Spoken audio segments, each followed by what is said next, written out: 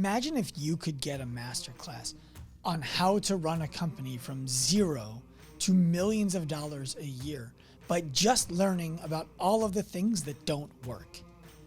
That's what you're about to get from Nick Shaw of RP Strength. What's up, Active Lifers? Welcome back to the Active Life Podcast. I'm Dr. Sean Pastuch. I'm your host. And remember, when you love today's podcast, a few things I need you to do. Go leave us a 5-star rating. Write a review. If you got the gift of gab and you want to head to iTunes and write a review, very much appreciated. Share this with a friend. And go let Nick know you appreciate him coming on. Nick Shaw, RP Strength. Go let him know you appreciate him coming on and let him know what you learned from this podcast. Whenever somebody comes on the show, they're dedicating time that they could otherwise be spending on their business or their family, but they're here to provide you with entertainment and education. So I think it would be amazing if you would go and thank them for it. Let's get to the show. Nick Shaw, welcome to the Active Life Podcast. Welcome back to the Active Life Podcast. What's up, man? Thanks so much for having me on again. I really do appreciate it. It's my pleasure. I've said this name arguably too many times on the podcast recently, but I'll do it again. Andrew Coates mentioned you as somebody who he was chatting with recently, and it reminded me that I haven't had you on in a while, and I wanted to reach back out and do it again. So I'm excited to chat with you. This time more about business. Andrew Coates, the man, the myth, the legend. Andrew's a great guy. I saw him in Vegas. December of last year, he came out to the RP Summit. It's the first time I had met him in person. Great dude. It was cool to get to hang out with him. I'll actually probably see him again at the Olympia here coming up soon at the end of this year. Where are you in the country? I'm not allowed to disclose that. I'm just kidding. Charlotte, North Carolina. Okay. Yep. The Olympia is coming to Charlotte. Well, it's coming to Orlando, and we're going to be down there. Yeah. A handful of us from RP are going to be down there. And yeah, it's pretty cool. If I go way back in the day when I got into lifting, I kind of was more into powerlifting and bodybuilding, like when I got into serious lifting. And at the time, I remember thinking, myself and my colleague, co-founder of RP, Dr. Mike, we used to think like, man, it would be really cool to be able to like coach some people that went to the Olympia and competed there and whatnot. And not that we're like directly helping coach Nick Walker, but do you know who Nick Walker is by chance? I'm not in that game, no. Okay, yeah, for sure. So a lot of people listening won't. He took third at the Olympia last year. His nickname is the Mutant, and that's no coincidence because he's huge and looks like a mutant. But yeah, so he's been training with like a lot of some RP hypertrophy principles and whatnot, and like using our app. And so yeah, it's going to be really cool to go there because I remember, 2007 or whatever when I first competed in bodybuilding, way back in the day. Yeah, it's kind of like coming full circle. So it's going to be real cool. And Andrew Coates will be down there too. So did you, when you were competing in bodybuilding, did you ever have ambition to compete at Olympia? When I was younger, yeah, of course. Absolutely. I competed in my first ever show when I was like 20 years old. I was still in college and we didn't know what we were doing, but it's still fun. It's still cool. It was, I'm like one of those people that likes to do the opposite of what everyone else is doing. Contrarian, I guess. And, in college, what's everyone doing? Drinking and partying and all that stuff. And I sort of like took it upon me. I guess I had one little spell in college where I did some of that. Ironically, it was right after that I got into serious lifting because I was like, that shit is not for me. And so I took pride in that. And then, of course, you really get into it. And then you're like, oh, man, like, yeah, I would love to kind of be on the big stage one day. So not that I think I ever will, but yeah, so did that a couple of times, took like a 10-year break. And then more recently, I competed last fall and just competed this past summer up kind of in your neck of the woods. Where? I was in New Jersey. Okay, that is my neck of the woods. General area of the country. Well, if New Jersey's the neck, New York is the brain. Yeah. We need New Jersey to get everywhere south, but that's about it. Yeah, for sure. Yeah. Well, so wait, so you're back to competing in bodybuilding? Oh, well, how many hours would you like to spend on that topic? I competed, and so here's the funny thing. I did something that I guess is not super common, and I actually won my pro card at the first ever national show that I did. And I, had no idea. I wished, I had hoped that I would do that. That's obviously the goal that everyone's sort of achieving for that competes at that level. But I also thought it would take me at least several opportunities. So I sort of thought that I'd be competing here for a couple of years. And competing in bodybuilding is not necessarily fun for like your family and friends and Right. those close to you, especially at the tail end. So I told my wife, I was like, I totally get this is hard on everyone, and it's something that I kind of really back sort of invigorated for, and I have to give it a shot because I think that I can do decently well. And I said, hey, if I turn pro, I'll retire. And then I go and do a show that it wasn't even the one that I was originally going to do. So I hopped in one that was like 3 weeks earlier. And yeah, I did well enough that I accomplished that goal. And then I was like, okay, well, I guess I'm retired now. Mm-hmm. That was fun. So that's kind of where I'm at. This is kind of limbo stage right now. Well, the reason why I was asking that is not actually because I'm overly interested in your bodybuilding career. It's because I think entrepreneur. Nobody is. Nobody is. Not even myself. So it's Well, fine. perfect. Then Yeah, yeah. it's to me sports, and I'll consider bodybuilding a sport. It's very easy, right? It's very easy to measure yourself against how well am I doing compared to my peers and compared to myself, right? Like if you're a baseball player, did you make the league? Did you start? Did you make all-star games? Are you a Hall of Famer? All of these things. Entrepreneurship, I think becoming the kind of entrepreneur that most of us probably envision ourselves being once we have something. Right? You start a company and you're like, oh, let's see where this goes. Then you're in it and you're like, oh, there's some traction here. Okay, I'm going to be Arnold Schwarzenegger, but in entrepreneurship. Do you follow me there? I do, of course. Yeah. And then I know in the case of RP, at least from the outside looking in, which is the only thing that we have the opportunity to do unless we're inside, you guys got to a very significant level of success where you probably looked around and said, most of the people doing what we're doing now are trying to innovate off of what we've done. Like I see you guys as kind of the first ones through that brick wall. Do you follow me there? Yeah, I think in some regards, which is kind of cool, but Mm-hmm. also, yeah, it sort of can.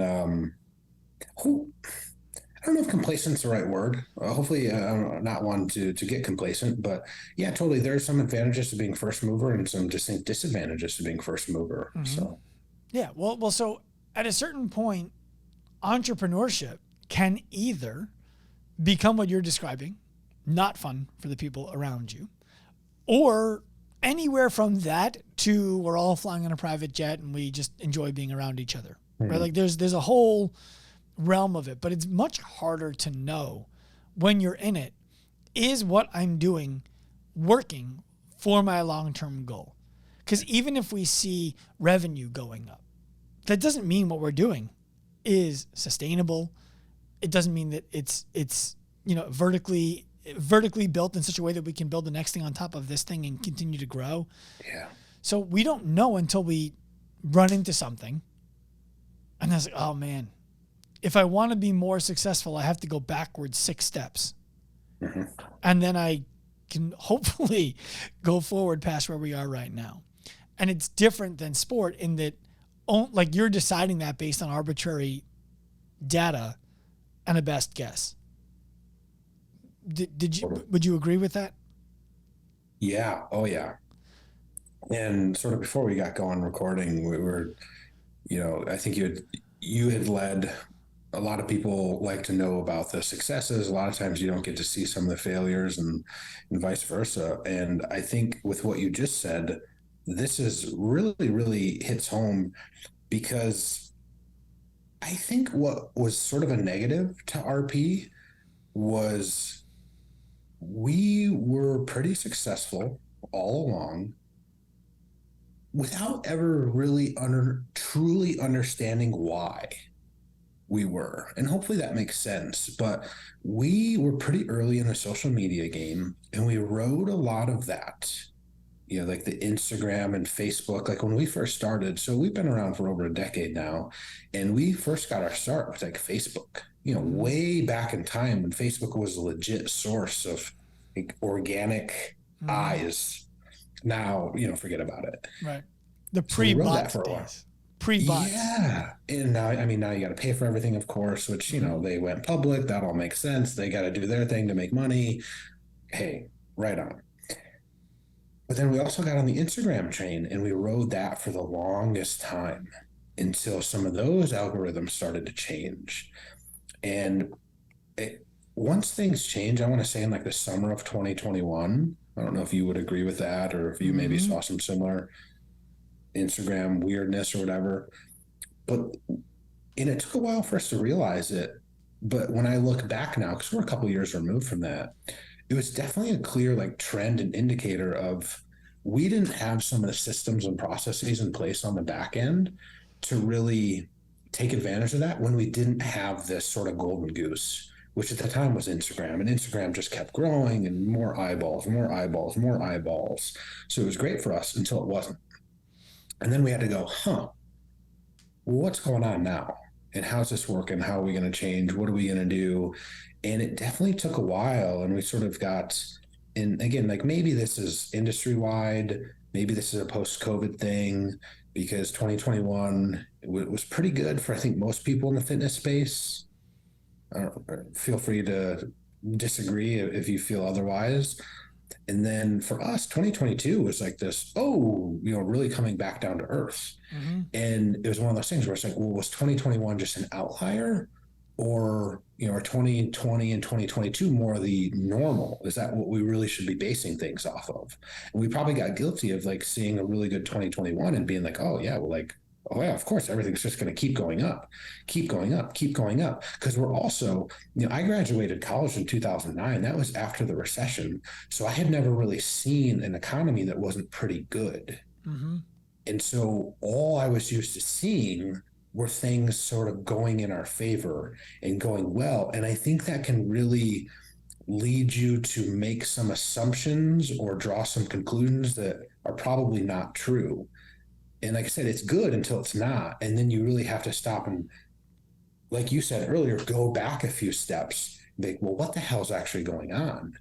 And yeah, it was definitely a little scary for a while, but also at the same time, again, now that I'm knocking on wood here, knocking on my old noggin here, I think it makes you sort of appreciate some of those good times and being able to be like, oh, well, what were we doing wrong? What can we fix? Okay, now we really got to dive into this, what's really going on, to try to figure it out, to hopefully get back on track. And I think, now we're in a pretty good spot where I can sort of look back and be like, oh shit, well, yeah, that's kind of duh as to why we weren't doing well. Does that make sense? It does. And I'll share what we ran into. It was not dissimilar. The timeline is a little bit different, but in 2020, when the pandemic first hit and everyone was like, I don't know, like when you're still washing your delivery bag because you don't know what the hell's going on. We just jumped into the fire, and everything that we had created that we intended to sell, we felt like we should just give it away. We felt like, let's just, if it's not costing us more money than we've already put into it, let's just give it away. And so we gave away over $2 million worth of services between April 2020 and, let's say, April 2021. And what happened with that was a lot of people ended up finding us and deciding to work with us because we were the people giving stuff away, which was super cool. But then what happens is we've exhausted our social media, our email, all of our owned media. We've exhausted it by giving people free stuff. And those people no longer wanted to buy things because they hadn't yet finished going through the free stuff, which I'm like, well, then you're never going to. Like you've had a year. You're not going to finish going through it if you haven't yet. And so we ran into this time period where I spoke with Stu Brower from What the Fuck Jim Talk about it. I was like Oprah Winfrey every month, giving away Toyota Camrys in business losses, right? Like it was just like, oh, I'm really glad that I didn't take money out of the account because we are getting our asses kicked for a solid year.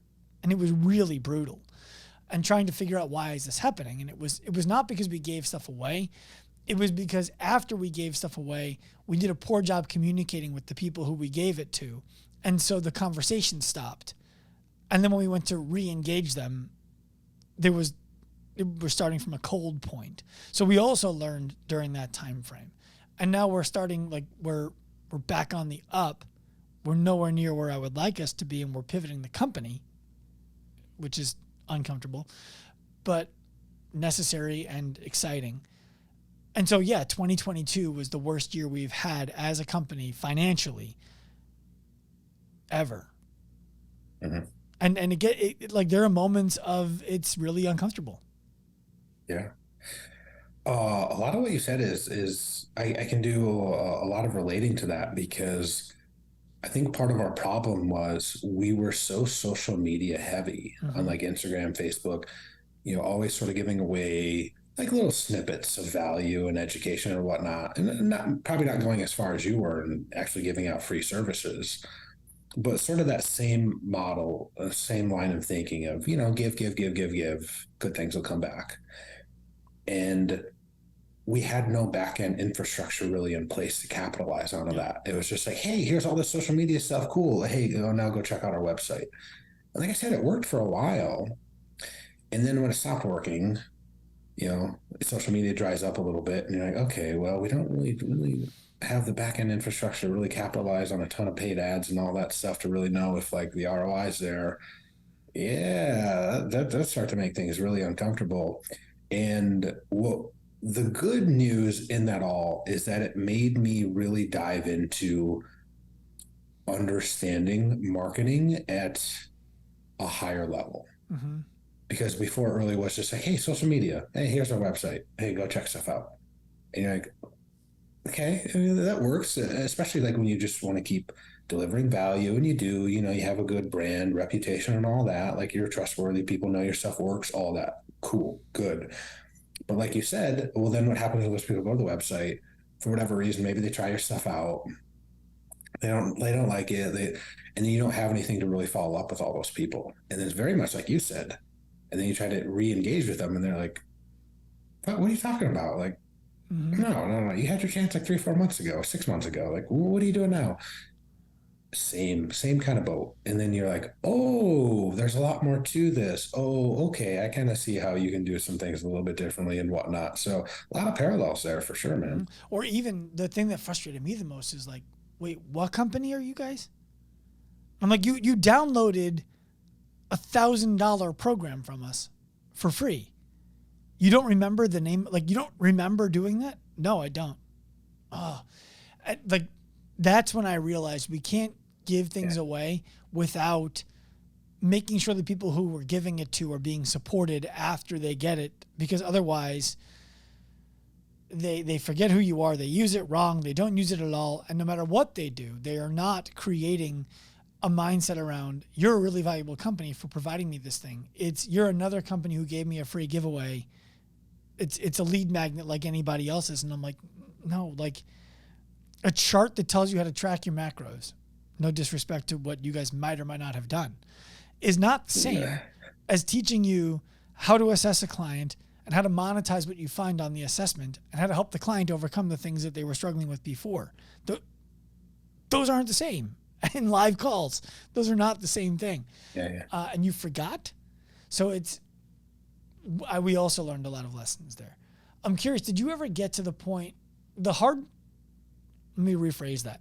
The hard part of business management for me in that mind is things are not going well in the moment that we're talking about.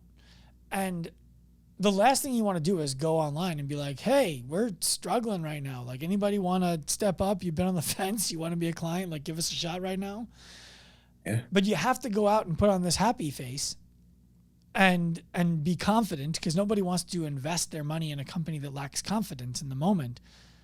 Did you run into that kind of a mindset, and how did you handle it if you did? That mindset, I will say, yeah, social media is a really interesting place, and you only really see the positives, and you kind of have to play that up. And I don't know, maybe there's something to that where you might actually be better off by being more vulnerable. And I don't disagree with that. I think I personally have a hard time doing that because I tend to just be a more private person in general. And I'm Mm-hmm. like, I kind of even struggle to share the positives online sometimes. So I'm like, I don't know, people aren't going to care, whatever. So I think there's definitely something to that. Well, I'm thinking less about like, hey, the business did this month. Hey, the business is struggling. Yeah. I'm thinking more about, let's say somebody comes to you and they're like, I want to sign up for a year. Uh, And you're like, well, we have runway for 60 days. So come on in and we'll do a great job. In the back of your mind, you're like, we have to make sure we're still here to support this person at the end of the year. uh, Not necessarily in that regard, just because we don't have a lot of overhead at our Mm-hmm. company because, we don't have physical offices. We don't have, all sorts of, a lot of those costs. Most everything we do is digital, remote. Everyone works at home. Mm-hmm. That was even before COVID made it sort of the thing. So not necessarily in that regard, but I struggled the most with, and I think folks listening might agree with this a lot. It impacted me on a personal level to a point where I'm not even sure I can accurately even describe it because my identity and source of essentially who I am is so heavily tied into RP that when things are going well, I feel great. I feel awesome. I know that I'm making a difference. We're helping people get in shape and all that stuff. Like, that's cool. But when things aren't necessarily going as well, it was a huge. Is it okay if I swear? Fuck you just say? Okay, good. I always like to check. Yeah. A psychological mind fuck Mm-hmm. when things aren't going well, because then you start to question yourself and well, what am I doing wrong? Am Mm-hmm. I not as good as I thought? Or whatever, insert 50 million different things that I probably thought, and I'm sure all people do. That to me was the hardest part, like Mm-hmm. bar none, because I was just, I was like, what the fuck's happening? Like, my whole life's a failure. Like, Mm-hmm. if RP doesn't do well, like, my whole life's a fucking failure. Yes. Yes. That is a hard thing for a lot of people that aren't entrepreneurs to understand. If people are entrepreneurs, I'm sure folks can resonate that. And I know you're supposed to separate the two, and it's not supposed to, like, come on, Yeah. get the fuck out of here. No, No, that's not how it goes. I relate very, very strongly to that. When the business, look, you started RP. It's an extension of you. And I had a debate with somebody in the comment section on Instagram, which is always where the highest form of debate happens, right? And Yes, it was great, about the great. idea that there is no on off switch for professionalism. So you don't turn on your professional switch when you go to work and then turn it off when you come home. You are either a person who has values that lean towards carrying yourself a certain way all the time, or you don't, and you burn out when you try to because it's not who you are. And I bring that up because running the company, I don't run my family any differently than I run a company. I come home, if my wife says, what do you want to do for dinner? My answer is not make another decision. Like I've made enough decisions throughout the day and they're on long-term thinking. I don't make short-term decisions. That's other people's responsibility. And you're asking me to make one that I have to both decide and then execute. And I don't execute at all at work. So this is very Yeah, uncomfortable. So I think that I like the term work-life blend better than work-life balance because it's impossible to pretend that you can turn off the emotional flow from work when you come home. yeah, You can dissociate a bit and like not dump your problems onto your wife right? Uh, but you can't get rid of those problems being in your head. That's not a possibility. Uh, totally, totally. So I've said before, I think people have this illusion of like work-life balance. And I tend to disagree, like you do, for maybe slightly different reason though. I think when you're first starting out, if you come in with the idea that you want balance, like you forget about it. Don't get into being an entrepreneur. Mm-hmm.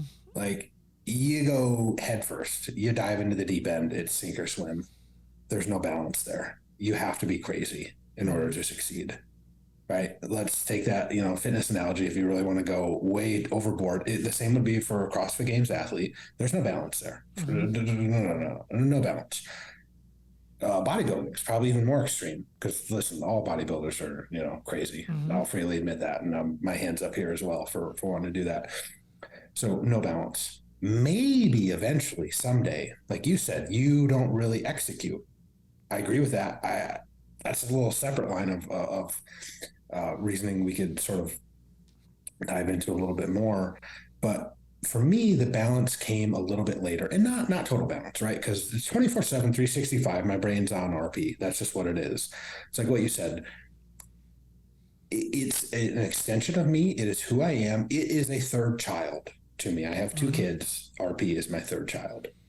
Absolutely. Like there's no way around that. But as we got more people working for the company, I started to be able to have a little bit more balance. It certainly didn't come right away. It was not easy. It took a long time, many, many years. But that's kind of where I ideally was trying to get to, where I didn't have to sort of work 24/7, 365, because there's definitely times where I was doing that. And maybe you mean something else by work life balance. And it sounds like maybe you do a little bit, but like that's me when people sort of ask, like, hey, like, what about work life balance? I'm like, okay, well, if you're starting out with that question, I'm skeptical that you're going to do well. Mm-hmm. Well, Hmm. when I think work life balance, and I've put this graph or drawing on my Instagram before, for some people, like I like to look at them as there's different weight. I love being a husband and I love being a dad. I couldn't comfortably be a husband and or a dad as as with as much volume of my time as I can be a founder and a CEO. Right? So if we're looking at work-life balance from a strictly time perspective, not even close. Not even close. If we're looking at it from an energy perspective, because for me, family life and decompressing is harder. It weighs more. So if I spend 15% of my time doing that, it weighs the same amount energetically as 85% of my time in the business. And so my work-life balance can be 85-15, right? It's because if we take a scale and we need the weights to be the same, well, the time doesn't necessarily equal weight. So Yeah. that's where I start running into, like you said, if an entrepreneur comes to me and says, well, I want to, I actually had a kid recently. I won't mention his name, but he came to me and he's like, I want to do this, but I will not sacrifice the time I spend with my family to be more successful. I said, that's fair. That's a value. That's fine. What is the time you're spending with your family right now? Or what's the time you're spending at work? We went through it. And I said to him, there might be somebody who can help you be successful in those constraints. It's not me. That is not enough time or energy into your business to get it off the ground the way that I think you need to spend. So I shouldn't sign you up. Respect, man. I think that's great because I think a lot of people in your situation would sign that person up anyways. Sure. I think you're right. I was just validating the point that there is no balance early on. Like Yes. my wife would be the first to tell you she's married to me and to Active Life. And she loves us both. Yeah, yeah. Something you said earlier that I want to touch on in that just kind of the way you go about approaching the work-life balance and sort of not letting work impact your personal life. Mm-hmm. I used to have a hard time with that, in that I used to be really much more heavily involved in like the RP social media. And I really took like everything personally. Anyone had a bad comment about RP, that shit would eat me alive. And, I would get frustrated, and that would absolutely bleed over into like personal, like I might be a little bit more snappy with my kids or my wife, etc. And I don't know if this is maybe just getting like more like older slash more mature. Hopefully. For the love of God, I hope that's the case. But I have an easier time now just letting that stuff go. What do you think changed that? I know age and maturity, but can you think of was there a moment, I don't have time to focus on this person's negative energy? Yes, I knew that last part. I know it doesn't make sense to focus on it, but let's be honest, it's a lot harder not to. It's easier to say that, and I agree with that, Mm-hmm. but it's a lot harder in practice to actually do it. I think it was going back to kind of like re-educating myself on business and marketing, and sort of understanding that you can't possibly be for everyone. And that's why when you said you turned that guy away, I'm like, respect. It takes a lot of education slash maturity slash wisdom to be able to do that. Because I used to pride myself, and I remember having a conversation with someone at USAW Nationals way back. This is 2015 or 2016. I'm like, yeah, RP is like Switzerland. We're neutral. I'm not here to ruffle feathers. And I think that's okay in some respects. I always saw my job as being, yeah, I'm not going to be out there shouting politics and all this stuff, because RP fitness, we can help people on both sides, no matter what it is. Like, it's not my job to interject that stuff. My job is to help as many people as I can. And I think I just started taking that too far. Mm-hmm. And now I just don't give a shit if we say some stuff that ruffles some feathers. Mm-hmm.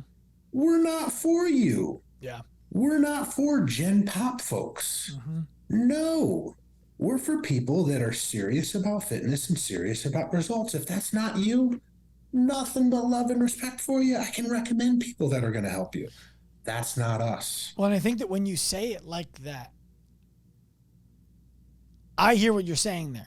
And I think that one of the, I want to give you a outsider's perspective on where somebody would hear that and call bullshit and be wrong. And I would love for you to defend it.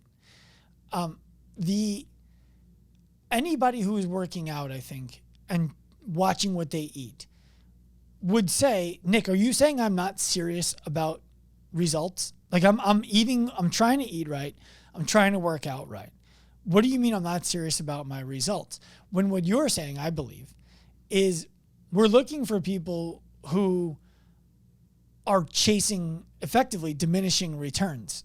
Ultimately, like we want people who understand the basics already, who want to be excellent. You want to be generally healthy and fit. That's not who we serve. Is that accurate, or am I mistaken on that? You're very much right.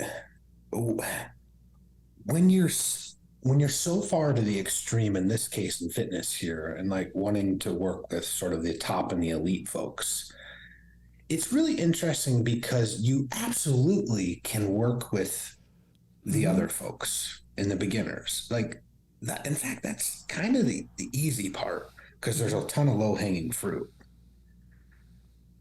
But the way in which you kind of market and speak, and that part doesn't resonate both ways. Mm-hmm. And it almost is the inverse, because if you just work with general population folks, you probably cannot work with the elite. Mm-hmm. It doesn't seem to go that way. It goes the other way in reverse. Does that make sense? It can, because would you agree? In some respects. So when Sure. we were first getting Active Life RX, the RX division of our company, the serving people to get out of pain from anywhere in the world without going to the doctor, missing the gym. We did that by working with the elites. I worked with Olympic medalists in weightlifting, Rich Froning, Samantha Briggs, like you name the names in the CrossFit world, they were our client, professional baseball players. And when we started to put out content with these people, yes, what we got was the echelon down of athlete who wanted to work with us. The person who was already taking their health and fitness very seriously, but had like some elbow thing that was in the way. And what we found was those people, as soon as that problem was cleared, would cancel to go back to the thing they did before. And I hated that. Mm-hmm. And I was always wondering, why don't more regular people sign up with us? And when I started asking regular people on the Instagram DM and in the comment section, I thought I had to be an elite athlete to work with you. That's why I don't. Mm-hmm. I didn't even know you would work with somebody like me. That's the language I started getting. And so I think the answer is yes. When you work with the elites, you can get everybody else. You know, Rawlings Baseball Gloves doesn't advertise the guy playing softball in a 40 and over league on their commercials. They advertise whoever they have in the bigs. And then everybody wants to go buy that glove. I think that in a service industry, we have to be intentional about speaking about how we work with these people and also for the sake of these people.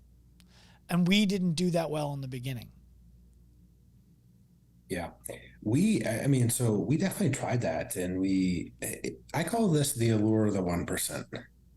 This is a business. You're like, yeah, you only need like 1%, right? You just need 1% of like the general market. You have so many people you won't know what to do with. But that's a myth, right? That doesn't really exist unless you have something that is exactly for those 1%, and you can speak to those 1%. Because what we got in trouble with is, we sort of started with people that were more serious about it, and we excelled there, and we got into all these other circles, right? Like, so we kind of first started in bodybuilding, and then powerlifting, and then weightlifting, and that led to CrossFit, and that kind of just more general strength athlete division, segment, whatever you want to call it. But then we're like, well, yeah, let's try to go a little bit more mainstream, and let's try to get a little bit more general population, because you only need that little tiny part. You only need that little tiny part. And then you just get lost in no man's land, because then you're trying to speak to those people, but you don't want to abandon the people that got you there. And it's just a really hard thing. And then as I started to dive into it more and kind of hopefully understand it a little bit better, it's like, it's okay to be more niche, because there are a ton of those niche folks, and we can excel there, and we can speak right to them. We know exactly what they're experiencing, exactly what the pain points are, exactly what they want and need, because lo and behold, guess what? I'm one of those people. So is Dr. Mike. Like, we know exactly what they're thinking, and how they want to think about their nutrition and training, and like what they want out of it.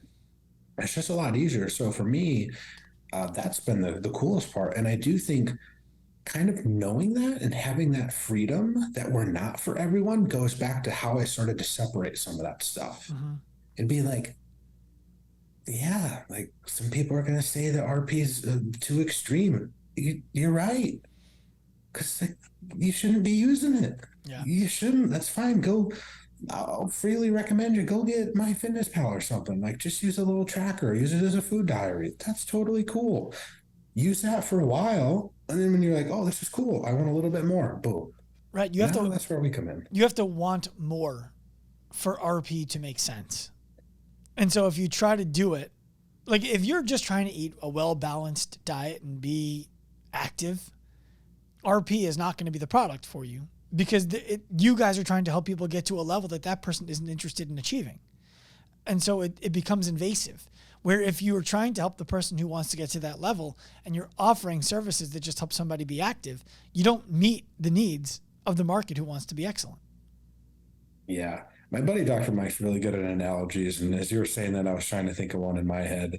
It'd be like me going in to get my oil changed.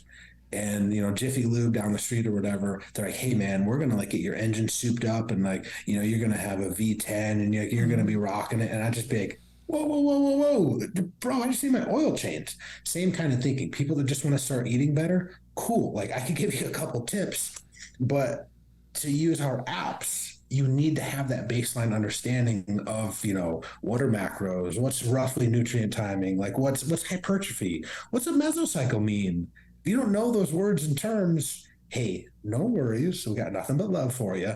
We have some really like these video series that are made for beginners. And when we get people that were like, you know what, they shouldn't dive into our stuff. Hey, check this out. Watch this. If this makes sense, come back. And then we've got something for you. If you watch that first video and you shut it off after 5 seconds and you're just like, nope, no worries. We'll recommend someone else for you.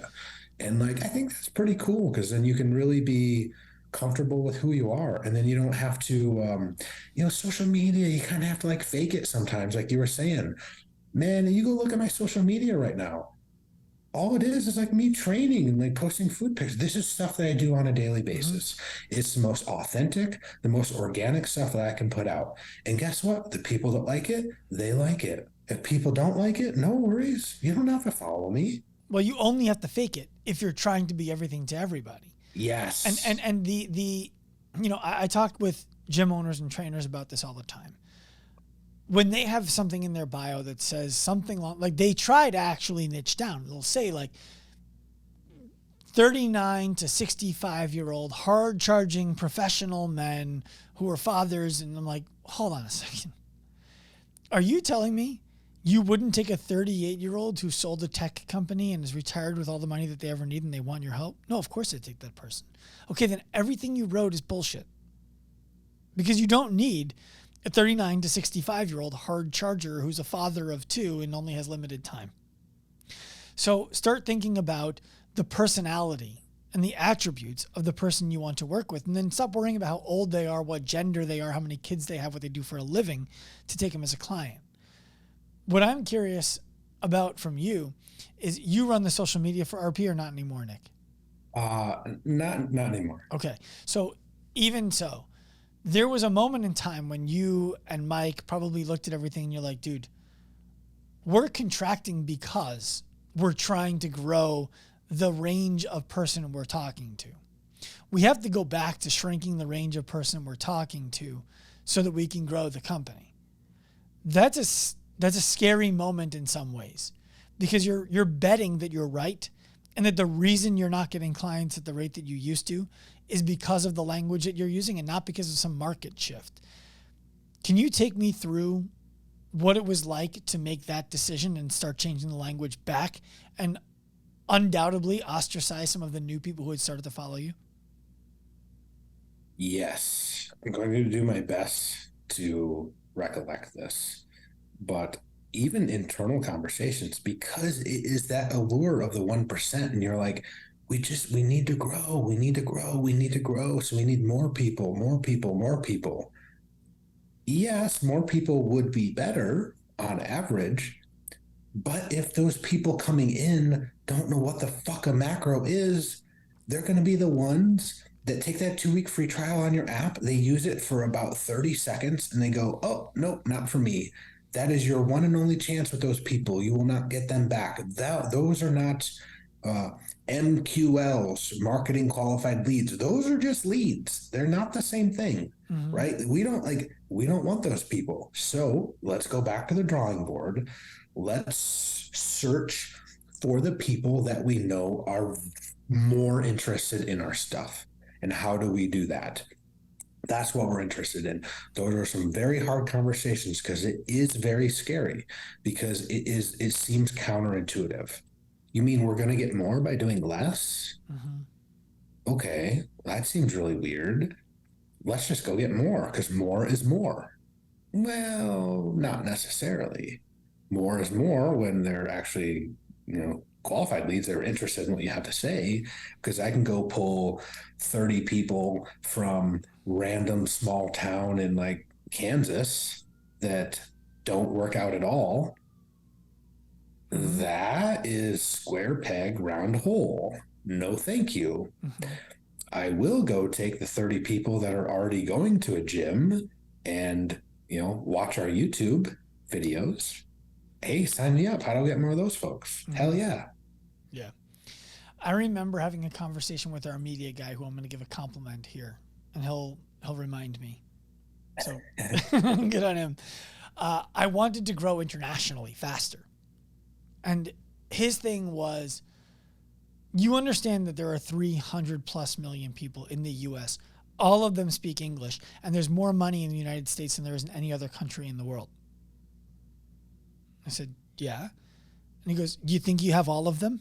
Like, you think you've saturated that market? And he was right. And what happens is it becomes tantalizing when somebody signs up from Spain, right? And you're like, we should start advertising in Spain. Clearly there's a demand for us. But then it's like, well, what language are you going to advertise in Spain? What local market knowledge are you going to use to leverage when you market to businesses in Spain? And like, how are you going to go collect testimonials from clients in Spain? All of the downstream logistics of opening in a new market are so mind-blowingly big. And it's, oh, wait a minute. If we actually scaled back, we could build a multi-million-dollar business in our town. Yeah. We don't forget about, I don't even need all of Long Island, all of New York, all of the East Coast, all of the Northeast, all of the US to be bigger than we could ever imagine. And it's such a, like you said, it's a mind fuck to think about it that way. I could do you one better on the international thing. I remember us paying someone $5,000 to translate our templates into Spanish. Mm-hmm. And we went and got a couple fitness influencers that were in, Latin, South America. And we're like, well, I don't know if we're going to have enough bags to count all of our money. Right. Sean, I don't know if that's going to be possible. Yeah, we sold like maybe 100 or so. And it's okay. It's okay. Well, did we cover the 5,000? Okay, well, we did. So I guess technically it's all right. It's like, come on, like that's Why do you think that happened? just man, probably not the right like demographic in terms of maybe affluency. Mm-hmm. They probably prioritize different things. If you have less income, you're probably focusing on other things than you are optimizing sport performance, optimizing body composition. That's one guess. Two, the influencer game has changed a lot, but I mean, we've tried it all, man. We've just completely swung and missed and, trying out different folks that just have big followings. And that doesn't mean shit sometimes because there's no fit. That's almost certainly a big part of it. One, like generally, like the things that we put out, like it's just not for beginners. And you're probably looking at more beginners down there anyways. And so it's like, well, I guess hindsight's 2020, but if we would have been like, well, does this make sense? It was really one of those things where it's like, hey, what's it gonna hurt? It's only gonna cost us a few $1,000s to test it out. Worst case, we lose, $5,000, $10,000. Can we afford to do that? Yes, we can. So let's just try it because what if the upside is huge? Mm-hmm. Well, the hidden cost is the opportunity and the focus. Well, Sean, you would be assuming that we knew that and understood that, No, and that's I'm something. hindsight. Yeah, yeah.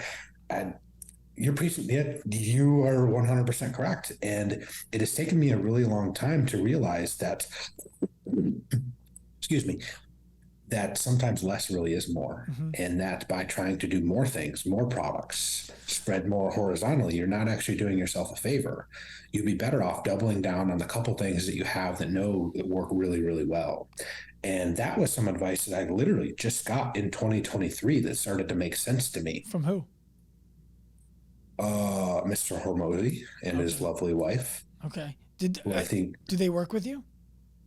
No, so my buddy lived in Vegas. Dr. Mike lived in Vegas, and they're big in fitness, obviously. So like they know who RP was, and I think they sort of saw a couple, Mike and Jared at the gym, and so they went out to eat with them a couple times. I went out to Vegas once and had dinner with them and stuff. And listen, they're really smart people, especially when it comes to like business marketing stuff. And they were just like, we were just kind of explaining like all the different stuff that RP does and like stuff that we were planning on. And they were more or less just like, but why? Like you don't expand out and do more and more things like that, until you're like this big of a company. And I was like, well, we're not that big. There, you just put more into what you're doing that works. And I was like, Fried your brain. it's that seems to make sense, but we've already put resources into this stuff, so some cost fallacy is Yep. hard to overcome. Yeah. It's hard, man, and like I said, hindsight's 2020, and it leads to some really uncomfortable and hard decisions that you have to make. Um, Business is not easy. Nope. It's just not. Well, so I think you guys, at least for a 5-year period there, were the best in the business at leveraging ambassador marketing. Like insanely good at it. And I don't think it was your responsibility to oversee that part of the business, if I'm not mistaken. Maybe I am mistaken. But I'm curious, what have you seen because we're in the process of rolling out our own ambassador program now, and I'm selfishly asking you a question. What I've done in the past with influential people who worked with us is basically tried to curate everything for them, and it never worked. And what I found was if we just provided them content, it did work. But then what they were doing was driving people to our Instagram account, and it was our job to convert the people they were driving to us into paying clients, and you're just dealing with a low percentage of that as it comes through. And so what I've been thinking about now is I don't want to pay influencers up front to tell people to work with us, even if, and I would only do it with people who have genuine experience with me and our company, Yes. Not someone I'm just paying to give us a plug. Yes. And I also would be really selective about what else do they promote and how genuine are they about those things. Like there's people who work with us who would be happy to talk about it, who also talk fairly disingenuously about other products. And I'm like, we'll be confused as the same as them. Yes. What my favorite thing, I don't know if you ever ran into this. When I say favorite, I mean very out of the side of my mouth favorite, was when people would be working with a company who helped them with their mobility quotes, who they would talk about, oh, I feel so much better because of this company. And they were paying us to fix all of the aches and pains that they had while they were promoting this other company who was paying them to tell the world that this is the company who helped them get out of pain. That's an aside. I digress. What I've come to land on now is asking the influencer themselves, how do you feel most aligned to drive traffic and value our way? Would you like to run a pop-up seminar? Would you like to have an ebook that we write in partnership with you? What would you like to do? And I'm curious your thoughts on that. A lot of what you said is spot on, and we've run the gambit. We've tried it all. I think nowadays it's a little bit harder. Mm-hmm. If you go back in time 5, 6 years ago, I think it was a little bit easier to do some of this stuff. For whatever reason, I'm not necessarily sure why. Maybe it's because of some algorithm changes or just things get saturated and everyone's promoting everything and it just kind of loses some luster. I believe number one is authenticity. I really do think now we are going through some changes, and I don't want to pay people to say nice things about RP unless they're really actually, they mean those things and they use RP. So, for example, we'll get some people that reach out and, we'll get some introductions, and it's usually, this is how we do it now. It's like, hey, cool. Hey, so-and-so. Awesome. Hey, here's our app. Try it out. Try it out. No strings attached. You fucking hate it? No worries. You love it? Great. Let's chat some more. You don't really care about it? You're so-so on it? No worries. Like, it's, we're not here, like, we don't want to incentivize you to promote it unless you actually like it. It really is the TLDR. That's one part. The other part is the pricing models. And when we sold templates, it was incredibly easy to make it lucrative for both sides. You're selling a $100 digital product that has essentially no margins. You mean extreme margins? No cost. I'm sorry. Yes, yes. It cost your time to create it. Yes, exactly. which is technically money if you could have made money doing something else, but it cost you $0 out of pocket to build. And now this person goes and tells people to buy it. So every dollar that comes in minus your credit card processing is profit. That is exactly what I meant. I'm sorry that I said no That's margin. okay. Okay. Exact opposite. It essentially is nothing but margin.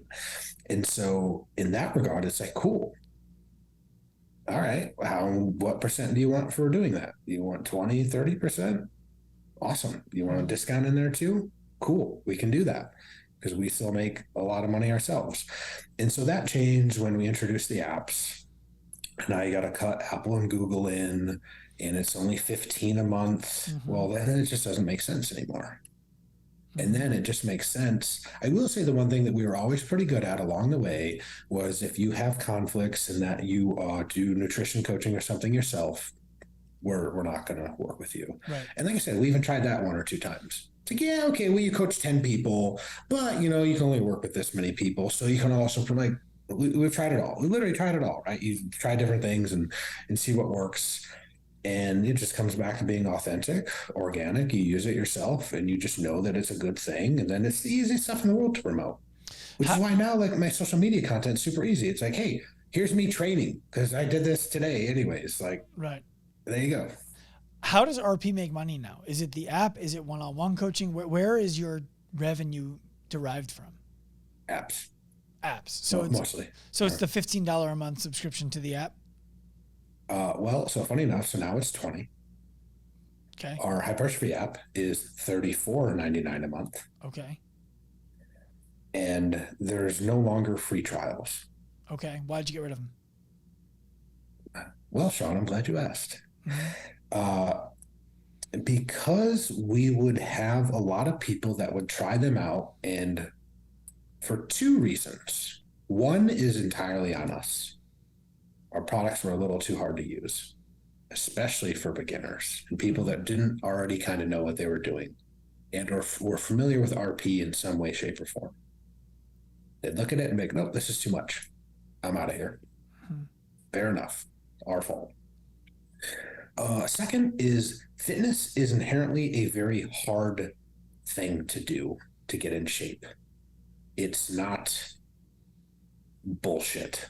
It requires hard work. It requires effort. It requires commitment. When we used to sell templates, people had to pre-commit upfront. It's a one-time purchase.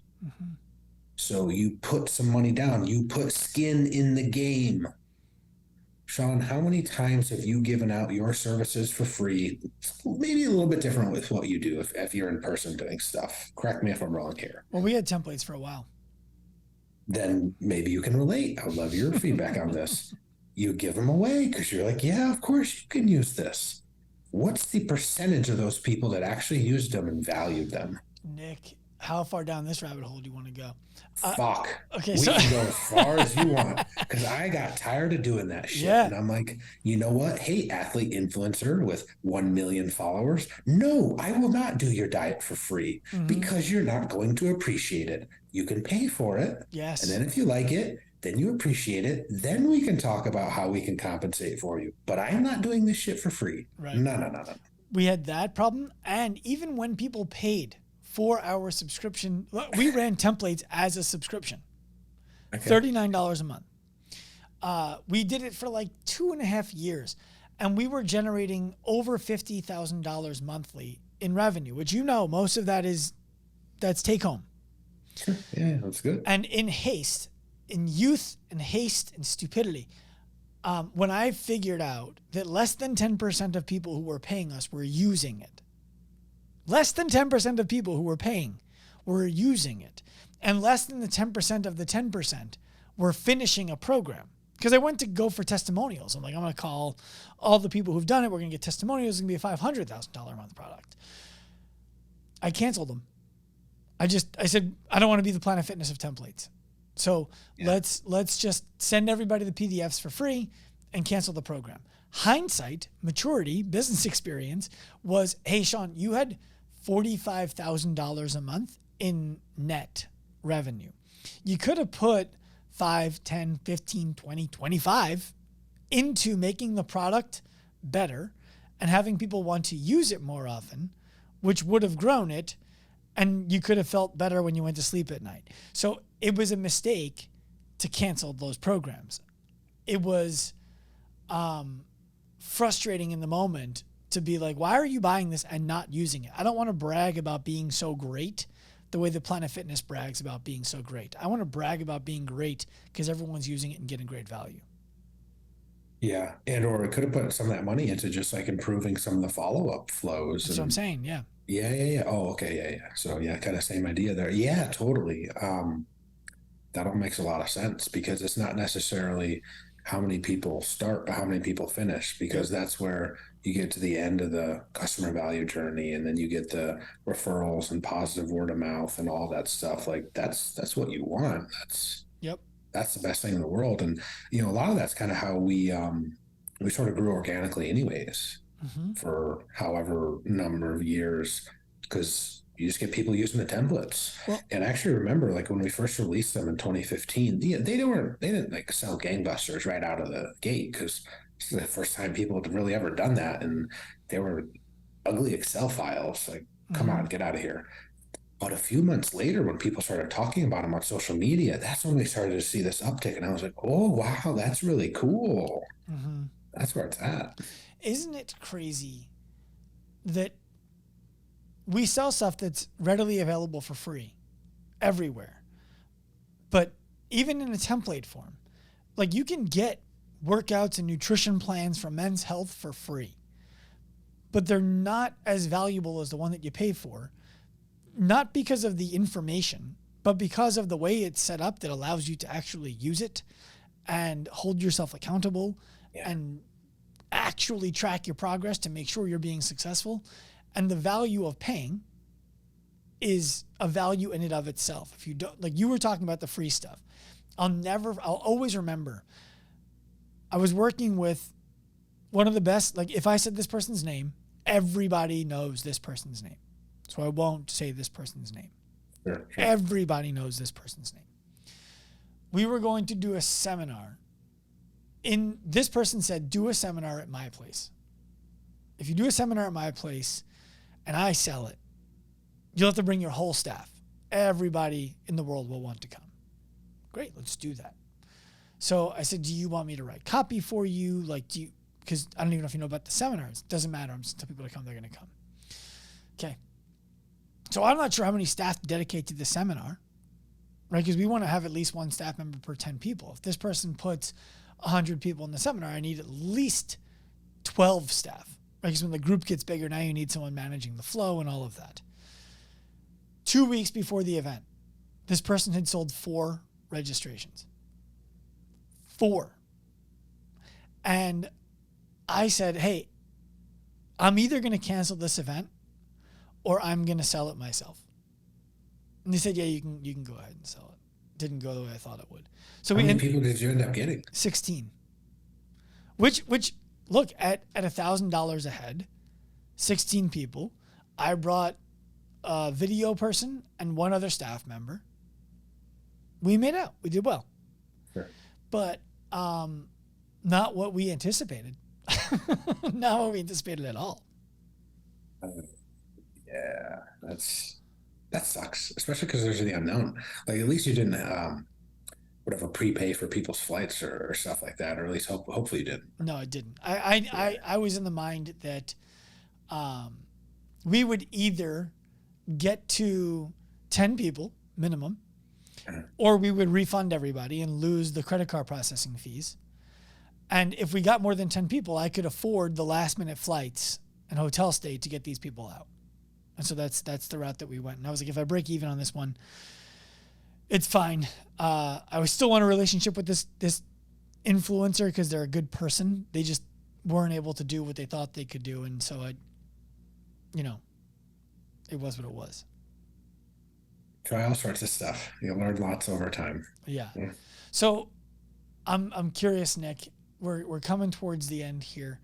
Someone right now is looking at you and they're like, I want to be the next RP, but I have to do it my way. Because if I try to do what RP did, I'm just going to be buried in what they did for the last 10 years.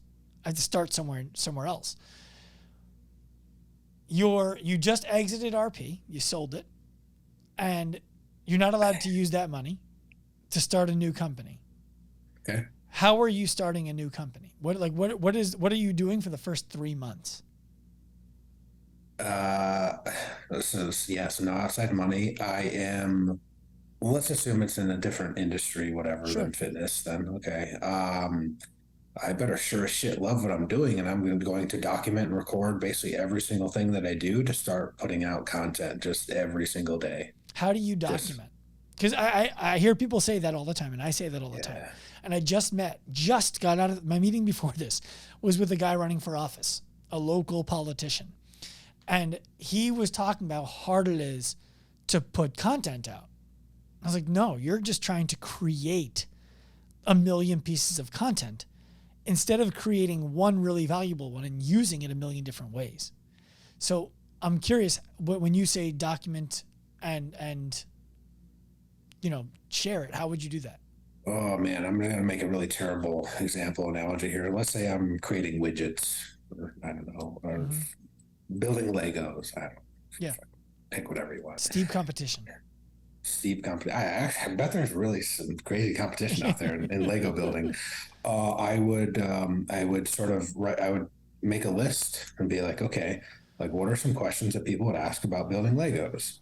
Okay, well, where would I get them? Okay, well, I'm going to record a video about where I get them. I'm going to the store and I'm doing this, or I'm shopping on whatever, Amazon, you name it. Okay, well, there's something.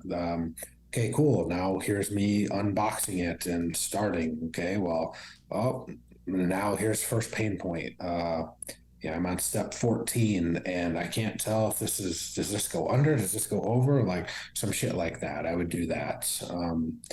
And again, I'm not the most creative person in the world when it comes to content. And I generally know like the ideas behind it. I don't necessarily love to do it myself, and I need to get better at that myself.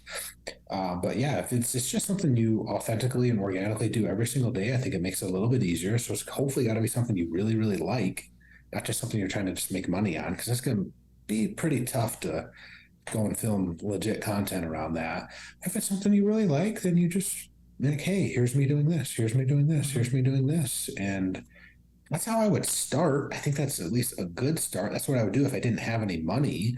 Once I started to have a little bit of money, I might start to then create higher production value stuff that's maybe a little bit more valuable to people. I don't know how valuable that first 3 months would be to people. They may start to relate to it. You start to gain a little traction, of course, which you need. But yeah, it would probably lead to more questions from people. And then you use those questions to then film your next series of content. What I find interesting about what you just described is what I heard is basically I would spend 3 months building credibility. Yeah. Because nothing that you just put into the internet is going to get watched, right? The reality is the first 3 months of you putting that stuff out, people are unlikely to have found it. You might get 70 views, 100 views on a video. That's not going to turn into a ton of money. But when you are finally getting people asking you questions about whatever it is that you do, and they go back and they look, oh, he's got 100 videos. You immediately have credibility that if you had 2 or 3 or 4 videos, you don't have. And I share with people all the time, social media is a reference tool, not an acquisition tool. If you were looking to hire somebody right now, are you asking for references and a resume, or are you first going to their social media and seeing what they're all about?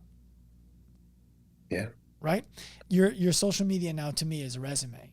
It's no longer how you get found. It could be, but it's more how you get vetted. Yes, I agree a ton with that. I will say something really interesting is happening. We never were big on YouTube until about 2020 when COVID hit. And it's sort of what you said, where we started giving away more stuff for free. So my buddy, Dr. Mike, is just a character. Yeah, he is. He is a riot. Like, yeah, you've seen some of his stuff before. Mm-hmm. And listen, lesson learned here. I used to tell him, I'm like, hey man, you got to be a bit more PC. Calm down a little bit. Like you're Mm-hmm. gonna get us in trouble. And over time, I realized that that is the exact opposite. And that people, I swear to God, love him more probably for his humor than they do his fitness education stuff. And our YouTube right now is just doing some real interesting stuff. And we've just so leaned into that because, again, like before 2020, like we didn't really even do anything on YouTube. And he's so built for video. Yeah. It just, It's so interesting you say that because this is what I think is a scary pivot for me. I don't think I do well in short clips. I don't think I do as well in short clips as I do in like a piece of vlog content. But in order for me to test that theory, I have to start a personal YouTube channel. And not our professional, not our company channel, I don't think. Or I could start up whatever, I don't know. We'll figure that strategy out. But I need to abandon all of the content I'm creating for social right now and totally focus on something different. And that's a big risk. Well, it feels like a big risk, but it feels so much more aligned with what I want to do and how I like to show up because there's no curation to that. It's very difficult to put a different voice on for that than there is, in an Instagram clip, if you will. I would be remiss if I didn't mention one other thing when you're talking about what would I do and how would I start again. Here's something I think a lot of people overlook, and I've seen this a little bit with my own wife because she's, trying to get into her own thing now and like, interior design world. Obviously, I know nothing about that. Mm-hmm. In fact, if you were to pick like the last person on earth that would know anything about interior design, I'd probably be a strong No, dude, candidate for you that. got that plant. That's true. Hey, you know what? I didn't put that plant there though. That was my wife. That's why she's the person. True, true. I always kind of tell her, I'm like, when I started RP, it wasn't just me though. It was me and Mike. Mm-hmm. And so we had very clear roles and strengths. I wasn't the content guy, and he wasn't the business admin guy making sure everything got done Mm-hmm. because he wouldn't do well in that role, and I wouldn't do as well in his role. Like I could make the content, I could, but I'm not. I can't make those jokes. I can't make those crazy ass analogies on the fly just as quick as he can. Like he's got the gift of the gab. Mm-hmm. Is what I've said before. He has it. And I remember sitting in his classes when he taught as a professor. And, if you remember college, like a lot of professors are just boring as shit. But he wasn't, man. Everyone's laughing. They're having a good time. Like they're actually really learning. And I just remember thinking, I'm like, you shouldn't be doing this for 30 people here in this class. You should be doing this for 30 million people. Mm-hmm. And, lo and behold, it's, before too long, the YouTube's probably going to hit 1 million people. And it's because of that gift of the gab. That's amazing. Yeah, like I'm predicting before the end of the year it will be at that. I've now gone on record. Actually, I just did that on this podcast. That turned into more money? Uh, because we have learned some of the finer things about infrastructure and all that on the back end to what to actually do with these leads. Yeah, our hypertrophy app is doing quite well right now. Nice. And when you said, hey, the app's $14.99 a month, not this app, Right. because it's very specific. It's for a very specific type of person. That's why it's called the hypertrophy app. Mm-hmm. It's not called a training app. Right. What the fuck does that mean? Yoga? Dance? Roomba? No, hypertrophy. I think you don't know what hypertrophy is? No worries. You're probably not using our app. That's fine. My favorite part of that sentence is that I think you meant to say Zumba, and you said Roomba. Because it's I like that because it's so far from what you do that you called the exercise class the house automated vacuum. Oh, I knew it was a word in some way. Roomba, Zumba, Loomba, Noomba, Noom. Yeah. I don't know. We should have started there. That would be the hook to start the podcast. Yeah, well, that shows you how much I know about that stuff. But yeah, like a lot of these things, and again, this was all scary stuff because we go back in time. The app's only been out now since the end of May. These are scary, serious conversations of you're going to price it at what? Yep. And I see that now. People are like, hey, I'd like to try it, but it's way too expensive. No worries. You know how much free content we have out there? Go enjoy it all. Mm-hmm. You can do everything you want with all the free content that we have. Right. So, and again, this is all knock on wood. I could look like a total asshole here in a few months because who knows what could happen. But things are much more intentional now. I will say that. I like it. Nick, anything I should ask you to close out, or did we cover everything? Obviously, we covered everything, but I think that's just like an interesting look into how business really is versus what's sort of just seen online. Yeah, I agree. And that, because like, again, I get it. You should want to sort of share the ups and downs, but you're not going to do that on business page. Because it's not relevant. It's not relevant. Yeah. I'm probably not going to do that on my personal page that much. Mm-hmm. Maybe in an Instagram story or something like that.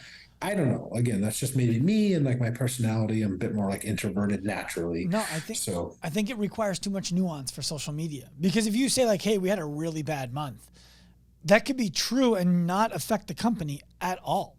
But somebody sees it online and they're like, oh man, are they going out of business? Like, no, what are you talking about? So there's a lot of, it's difficult to do that thoroughly and responsibly online. You'd have to make a long form video in order to do that, in order to cover the nuances, or come on a podcast and be able to talk about this where you have an hour conversation to make, things weren't going as well. Now that certainly doesn't mean that we were losing money or something like that, or, but it's like, hey, we were sort of comparing it to this or the previous quarter or something like that. And it's like, well, yeah. And then, well, you know what? We weren't going to lay off people. We're not going to let people go. So yeah, like we just made less money, which, well, meant that we didn't have to fire anybody, but guess what? We just weren't making as much money for a little bit of time. And, it's all right because it's a very painful lesson to learn and makes you do a lot of sort of what's the term for that? Self-reflection. Like, oh, well, what are we doing good? What are we doing bad? All right, well, and again, it leads to some really hard conversations because we were probably guilty of being too free with paying people for stuff that we probably shouldn't have been. And makes you kind of take a look at that and go, oh, well, can't do that. Right. Nick Shaw, I appreciate you coming on, man. Dude, thank you so much, man. I hope that people got a lot out of this. I hope so too.